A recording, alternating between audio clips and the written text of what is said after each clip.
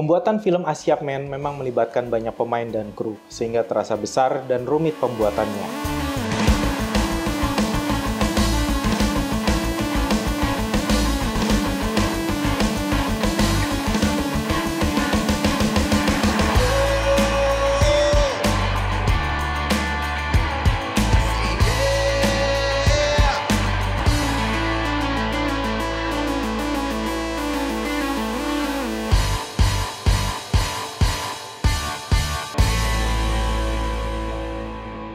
Karena masalah kesehatan dan virus corona yang ada di Jakarta, di Indonesia, dan bahkan di dunia, akhirnya dengan terpaksa, proses syuting Asiap Men kita hentikan. Tapi kali ini gue mau sharing, gue mau memberikan cerita atau bahkan bisa dibilang tutorial, proses cara pembuatan film Asiap Men. Pada umumnya, proses pembuatan syuting dibagi menjadi 3 babak atau 3 fase.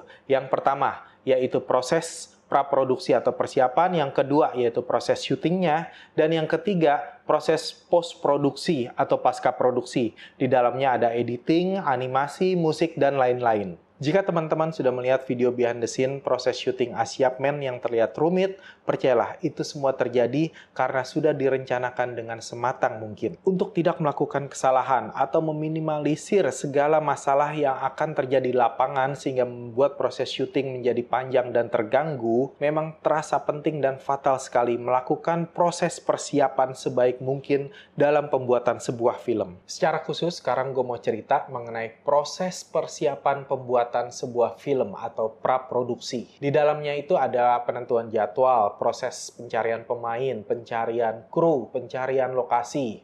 Jadi dari bulan Januari, gue, Ata, dan tim itu sudah mulai bergerak ke sana kemari untuk mencari lokasi. Lalu kita meeting dan pembahasan terus dilakukan di kantor atau bahkan kita ke rumah Ata sekalipun. Sampai beberapa hari menjelang syuting kita terus berunding, kita terus membenahi segala yang diperlukan, segala yang perlu dipikirkan untuk membuat proses syuting nanti selancar mungkin.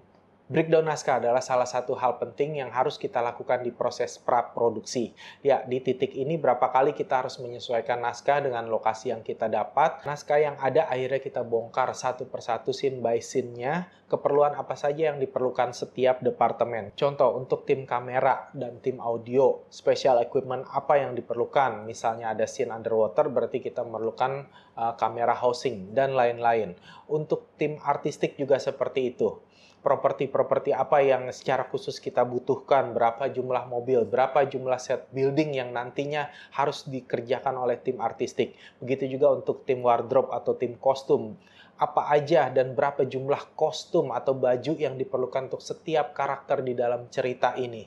Setelah itu semua kita harus melakukan reki dan di dalamnya kita harus melakukan proses block shots. Pengertian dari block shot itu adalah jadi dari bahasa tulisan dan naskah kita harus terjemahkan menjadi bagaimana shot-shot itu diambil dan berapa jumlah shotnya. Hal ini dilakukan untuk semua scene yang tertulis. Tujuannya adalah bagaimana naskah atau tulisan itu nantinya bisa ditransfer atau diterjemahkan secara visual dengan baik kepada penonton nantinya. Selama persiapan ini juga, gue harus mengikuti proses reading bersama pemain.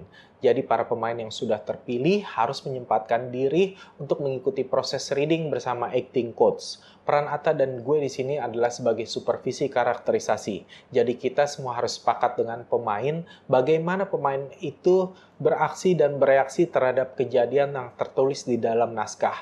Dan apa saja karakterisasi mereka, apa saja sifat-sifatnya, itu semua harus kita rundingkan di dalam proses reading. Karena Asiap Men mempunyai adegan action, yaitu adegan parkour dan adegan fighting, akhirnya para pemain yang terlibat di sini, yaitu Atta, Samuel Rizal, Nasya, lalu Mas Marcel juga bersama para pejuang stunt, mereka harus berlatih fighting sebelumnya, bahkan berminggu-minggu sebelum proses syuting ini dimulai. Dengan begini nantinya, saat proses syuting nanti, para pemain itu sudah hafal dengan koreo dan gerakan yang harus dilakukan sesuai dengan kebutuhan di dalam scene.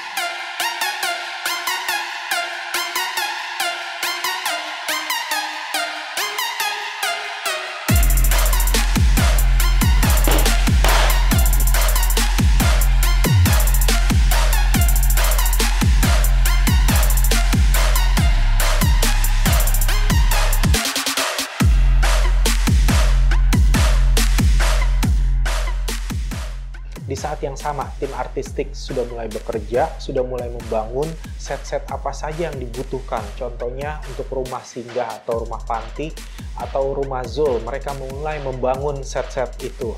Di waktu itu juga, bahkan tim produksi sudah harus bekerja untuk melakukan misalnya pengerukan kali. Karena kita membutuhkan kali yang cukup dalam di Jakarta ini sesuai dengan kebutuhan cerita film Asiapmen ini. Seperti itulah ceritanya, kurang lebih apa saja yang sudah dilakukan, yang dipersiapkan sebelum syuting pembuatan film Asiapmen. Semoga ilmu ini bermanfaat buat kalian yang nantinya berharap untuk membuat karya film sendiri. Terus ikuti dan jangan lupa subscribe channel ini untuk kabar terbaru dari film Asiapmen.